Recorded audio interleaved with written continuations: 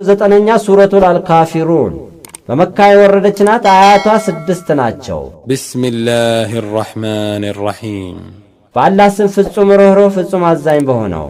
ቁል ያ አዩሀል ካፊሩን አንተ ነቢይ ሆይ እናንት ከሃዲያን ሆይ በላቸው።